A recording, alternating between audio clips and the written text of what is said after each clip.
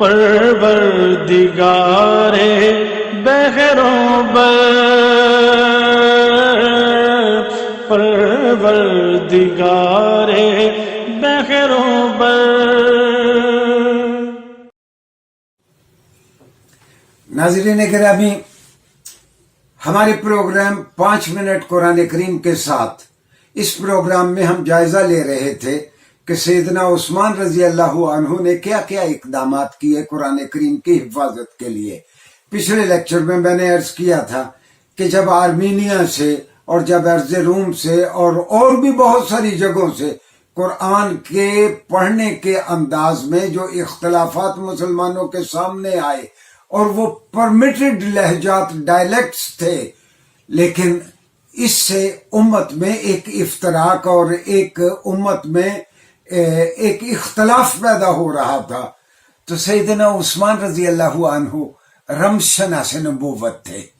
آپ نے اسی قرآن کمیشن کو جو حضرت ابوبکر صدیق کے زمانے میں آپ نے قرآن کمیشن مقرر کیا تھا اور اس کی ایڈوائزری کمیٹی بھی ایک مقرر کی تھی، آپ نے ان کو دوبارہ طلب کیا۔ آپ نے انہیں کہا کہ آپ رسول اللہ صلی اللہ علیہ وسلم کے اپنے ذاتی لہجے میں قرآن کو دوبارہ لکھیں۔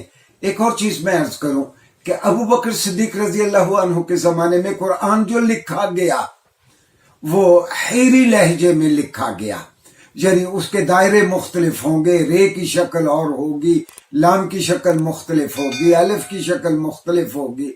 اب یہ خط ڈیولپ ہوتے ہوتے کوفی خط ڈیولپ ہو رہا تھا، اور ان 10-12 سالوں میں کوفی خط خاصا ڈیولپ ہو گیا تھا۔ تو کوفی خط میں دوبارہ مصحف کو قرآن کریم کو لکھا جائے۔ قرآن کمیشن نے دوبارہ کام شروع کیا۔ قرآن کمیشن نے دوبارہ جو قرآن لکھا، بنیاد تو اس کی وہی تھی جو ابوبکر صدیق رضی اللہ عنہ کے زمانے میں حضرت ابوبکر صدیق کا جب وصال ہوا تو وہ نسخہ حضرت عمر فاروق رضی اللہ عنہ کے پاس آ گیا۔ 10 سال کے بعد حضرت عمر رضی اللہ عنہ کی وفات ہوئی تو وہ نسخہ ام المومنین حضرت حفصہ کے پاس چلا گیا، تو اس نسخے کو منگوایا گیا۔ دوبارہ رسول اللہ صلی اللہ علیہ وسلم کے لہجے پہ قرآن کو، اس نسخے کو مصحف صدیقی کو سامنے رکھ کے دوبارہ مصحف کو لکھا گیا۔ اس کی 5 یا 7 نقول تیار کی گئیں۔ ناظرین گرامی، آپ حیران ہوں گے کہ ان 5 یا 7 نسخوں میں سے جو تیار کی گئیں اور اس وقت کے بڑے بڑے اسلامی مراکز کو، یعنی ایک مکہ میں رکھ لی گئی، ایک مدینہ میں جو نسخہ مدینہ میں رہا اس کو المصحف الامام کہا گیا، ایک یمن میں بھیج دیا گیا، ایک بصرہ میں، ایک کوفہ میں، جو بڑے بڑے اسلامک سینٹر تھے اسلامی ریاست کے، وہاں یہ 7 نسخے بھیج دیے گئے۔ ان میں سے 4 نسخے اس وقت ہمارے پاس موجود ہیں۔ ان میں سے ان 5 یا 7 نسخوں میں سے 4 نسخے اسی طرح محفوظ آج ہمارے پاس ہیں۔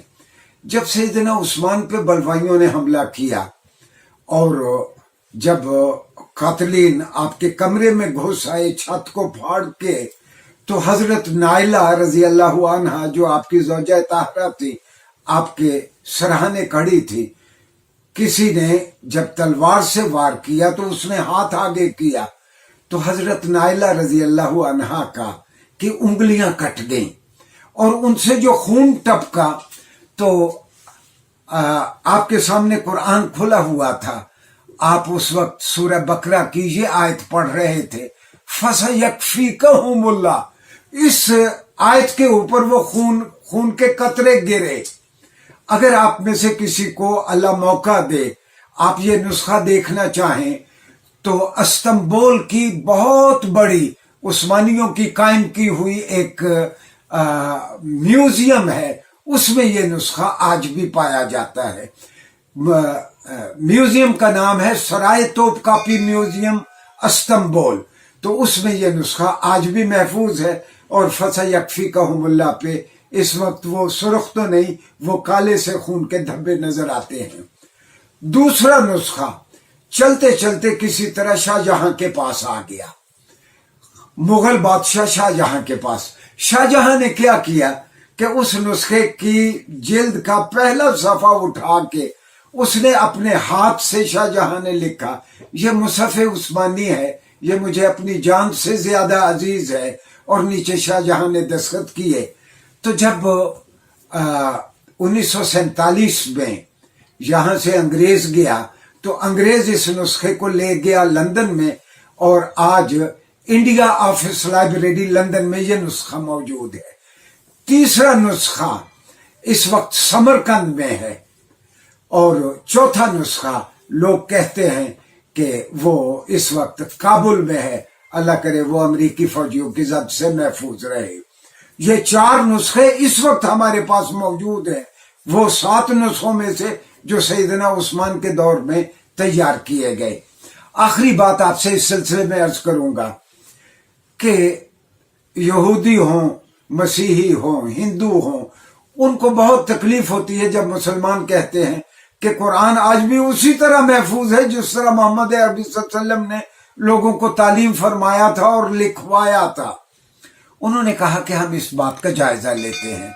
म्यूनिख यूनिवर्सिटी ने, जर्मनी की बहुत बड़ी यूनिवर्सिटी म्यूनिख, और प्रोफेसर बर्जस स्ट्रासर सामी जुबानों का बहुत बड़ा प्रोफेसर था, 1933 में म्यूनिख यूनिवर्सिटी ने फैसला किया कि हम दुनिया के 7 बर्रे आजमों से, 7 कॉन्टिनेंट से हम कुरान के नुस्खे इकट्ठे करते हैं। वो 7 नुस्खे इकट्ठे किए, वो 42,000 नुस्खे, उनमें से तबाहशुदा भी थे क्योंकि अब छापा खाना और प्रिंटिंग प्रेस आ गया था, हाथ से लिखे हुए भी नुस्खे थे। 7 कॉन्टिनेंट से 42,000 कुरान के नुस्खे इकट्ठे किए गए और फिर उनको कोलेट किया गया। नाज़रीन गिरामी, कोलेशन कहते हैं जब एक टेक्स्ट का दूसरी टेक्स्ट के साथ मुवाजना किया जाए। आप हैरान होंगे कि 7 कॉन्टिनेंट से 14 सदियों पर मुहित ये जो कुरानी 42,000 नुस्खे इकट्ठे किए गए, जब इनका बाहम मुवाजना किया गया तो टेक्स्ट का एक इख्तलाफ भी नहीं मिला। मुख्तलिफ नुस्खों में एक कापीस्ट की या कातिब की गलती से ऐसा जरूर हुआ, किसी से कोई लफ्ज हज़फ हो गया, लेकिन वो गलती बाकी नुस्खों में नहीं है, जिससे साबित होता है ये टेक्स्ट का इख्तलाफ नहीं है, ये कातिब की गलती है। टेक्स्ट का कुरान के दुश्मनों को एक इख्तलाफ भी नहीं मिला। और कुरान की ये आयत आज हमको बहुत अच्छी तरह समझ आती है कि इन्ना नहनु नज़्ज़लना ज़िक्रा व इन्ना लहू लहाफ़िज़ून, हमने इस किताब को उतारा है और हम ही इसकी हिफाजत करेंगे। ये वाहिद किताब है जो लोगों के जुबान पे चढ़ जाती है, जिस तरह उतारी गई आज तक वैसे ही है। आइंदा हम कुरान के दीगर मौज़ूआत को इंशाअल्लाह मौजू बनाएंगे। शुक्रिया जी। परवरदिगारे बहरों बर